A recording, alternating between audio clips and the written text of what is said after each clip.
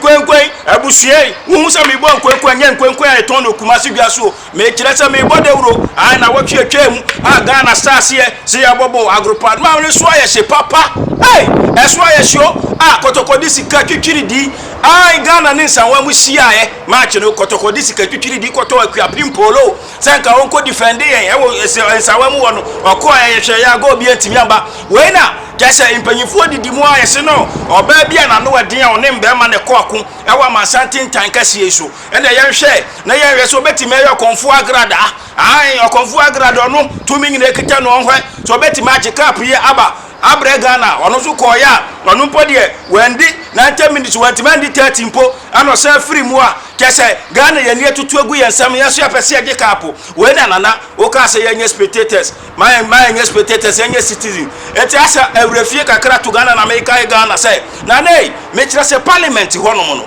ai parliament hono ministers ni bi agi mu omafu eni omunsa cheso mu botom wa kwan bebere so a cheso mu qualify se mu so betimi atena nsanwa mu ho ana me kire se adan ana yamba bi so nko defend hwese betimi agikap na ba ai MPCB ai qualify omunsam no susu esi akuapem mu de no omanantu training omayero mu botom training omafuru training no me kire se ansase bi ahemfu bi atonton ama nipa ebro de wo ho no me kire se obobetimi akọ defend agikap no ana aseme uni se celebrities no Ghana team no ye nipa 11 ebo aden ani ya ma celebrities ni kwa na ebo eso ye bo wura court a ye bo wura parliament a ye bo wura hemfia chese ne ma bebre ekoso a kire se omo qualify se omo so mutimi ko defendants anwam ne bi eno ani youth no omo su ene oma wenwe enti a ye bu afufu ye nka se embra ne chi obi a ai na chese nipa ne bro mbra ne so akuapim polo na asem ye ba ye me nse danka bi panyin dwale wi na nsuo acha afi na me nsuo ai ka ya me die dwale ye ene san akuapim polo asem ya me be kan wasem no e da international me kire se Italy ha me hwe radio me Tampa TV me de Ghana na wena enra me se me tie radio station kakraka ba ko wo Italy ha no me tie me pesa me tie ade bi ekoso aye kase yampa me be hwa me se journalist be for me sia wo ho na akuapim polo me se hey akuapim polo ko international hey enya sem kokro wo de me hwe se video no me record am voice ne kakra yese kakun yaje ni kwaku na anum ya hwe se mo betimi ate amonwa maso me wi amacheche mase tie si chiama Acumen e ha voluto semplicemente festeggiare il compleanno del figlio, l'ha fatto in un modo abbastanza particolare perché insomma ha fatto questa foto di lei nuda, lui in mutande, ricordiamo che il bambino ha 6 anni e per questo le autorità non l'hanno lasciata passare, cioè non è che l'hanno chiamata e hanno detto vabbè visto che sei un'attrice famosa ti diamo una multa, no, non hanno dato nessuna multa, l'hanno presa e le hanno dato 3 mesi di carcere che dovrà ovviamente oti mutanti bi wom mimi abema mutanti Italy ni kase mutanti aye pant aye pant yeshe ene fra ni mutanti 3 meses oti Italy ni kasa no ka 3 meses ya 3 months anu po de ene bo brent oti ate ya kire se actress sa no mukano ya fra na akumpolo omuntimi mbodi ni ye enti mo fa ncha yan omo no akuapim polo no se akumpolo aka Ghana na maso ben ho mse no afi o kire se actress we ne ba edi 7 years kire se o so otwa picture photo fonyini na o de ablese ne sem bebe hu se me o ma me da ho a me nsa me ho nko enu nu o ana edi na pio na nsa brofi o mo culture ye surunku o mo no mo culture no me se ebe a ye bu me mbra me guru abrochie foforo ne se wo kote brembre wo so asole wo so a me pa twa untimi ntira brochiri enti na me se ya mombo mpa ye ma asofo wa brochiri na brochie su ntibia eso sin awiase ba bia sin ntibia wate awia beboyi me se ya bre wa kora nika bi ne me se amawa bi o mo be hihye no ama ya mo kocha ento e no ma so utuntum ni me kira se wo kopie su wo baase mu a na bibia pega e se odane wani e kire baase no de ye fam wa anu no na me se beach wo na embe ye yi omo hu omo anyo mo hwe enti no mo ka already onu su nyina ne se akomo hu ni se ankase ya mani muta na chichire se ya fandi ni sika bi na otwia de twe na so but ekoya kodu so so kodem 3 months eno ne Ghana for you yenso ye mbra no wa hu se abrofo no ya o mani di yensem achi enti na me se Ghana ebedu babi no yakọ besia ba o de tear gas bedi yechi atayen si yemfi yanko because said the young bloggers yetimi hwehwe ne yemamu akohunu sa na sese omo so mo ya research ade ba Africa o ma hu se nipa bi etimi eji tuwo se ya chi obi atumti ya che na sase ye yi sika twitwiri di se tuwo de amane ba o ma hu se Ghana ye ne jinkwase asem ho na America Tupac Shakur mo ne superstars na egu wono wa unim omo ko prison ba kura ne omo tight omo de bonyum ebe bra get so omo de bechirim na ada 3 months ne yehu bi da Ghana enya atwom ne ye anasa ye nhwehwani mu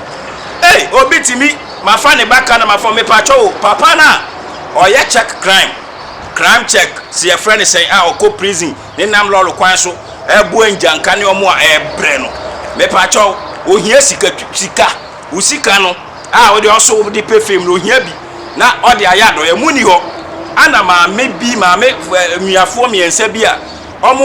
omo tie kurase omo do afuo ne etwi omuka na omo do afuo ne wie no eburo na se no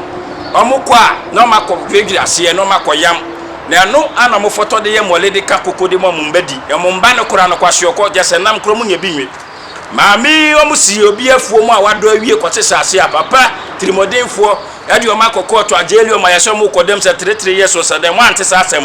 no me pacho na sika na musem wo no sa do ye no bi sa na ntimi nya sa do ye bi sa na ade na Ghana ye nhwehwani mu sa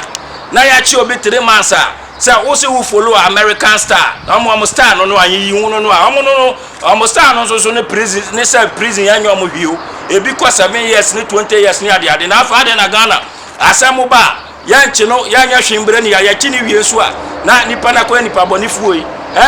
me ya say Ghana any ba bia president no ti radio so say si ade ya chi ka penyiwe ebe mu a ka be yi mema ne number abroche oye den ko bo penyini bidin abroche oye den ko bo penyini bidin ukoma penyini ni problem ana na ya ne ma bi kura brofo ne tia so timi bo penyini bidin huwe ma ba na woso na chese asem na foolish case hwe oye den e wa abrochire ukoma penyini problem ade penyini mu kro na ma wo hu no ote bicycle so ote se wa me pa cho si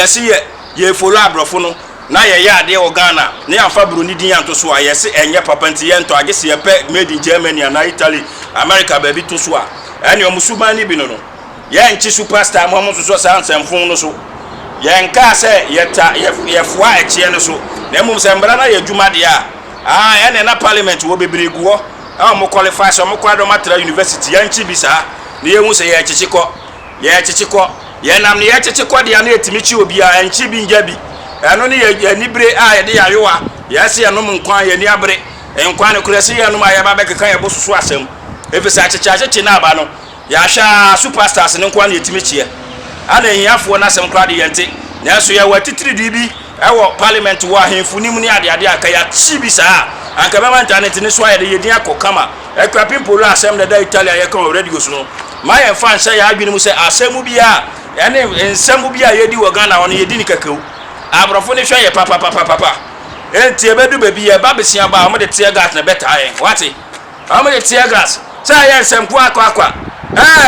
ena ona na madwa se me se abrantie ana baba watimi ka se media me na mafa no na monche no ne ye beto anansesem ana anto achiweri ne ne bebo na le Thomas amakuru na ko ni pa bone wo hunkura yewum ti na me se hwe hu yiu me ana emre bi ya ba abrochire me na kwajo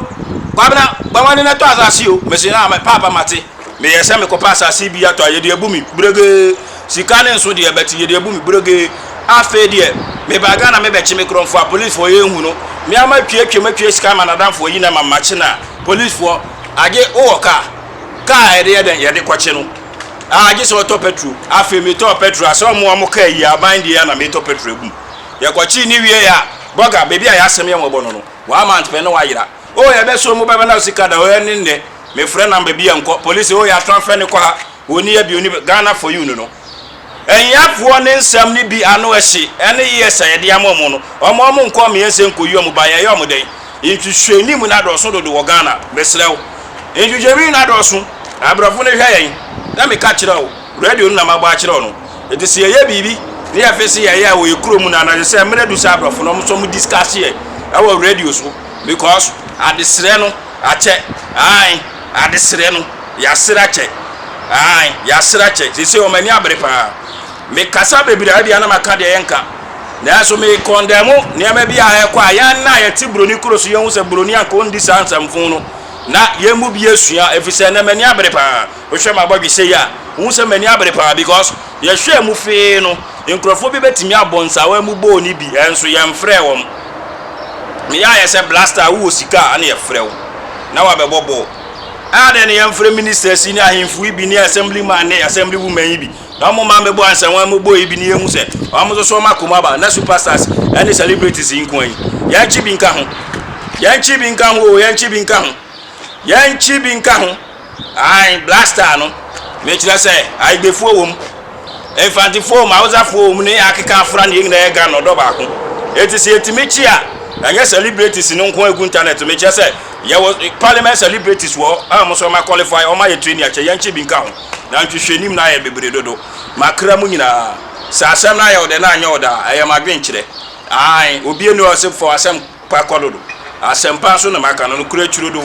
how see asoso so ye wi ane asama Ghana da ni dipa body how say 3 months person yan TV do bi dem 4 years na asem aye broke kanu akobuo how say nkrofo ton ice water ebre sister bi ton ice water wo akire ho ya di one ne mba be di kura ne mba esum no ho na wonti mingi sika bi nkoma na ye chi obi 3 months amecha asem eche dan ye de ahwehwani mu no me de me hu ni say ya na ye pese ya gidi nti ye hu case a trend ya na ye so ya be ate wo ho de de be ye beti ye nka emre na dunya me ehunu mo me sakra ya adwen na emri no wa be bia obechew efise ne 4 years we twa wie di aka no so de tofia mo ato ama na wie di aka ne ye de be gya ne kwan yo obechiwa me adwu musika de gya ne kwan na hu ade wapi mu ani nda ho na mom ya nchi parliament fo ni bi no mo kobobo ni bi eno ante sayo wa we menja to order makra mu nyina opra baba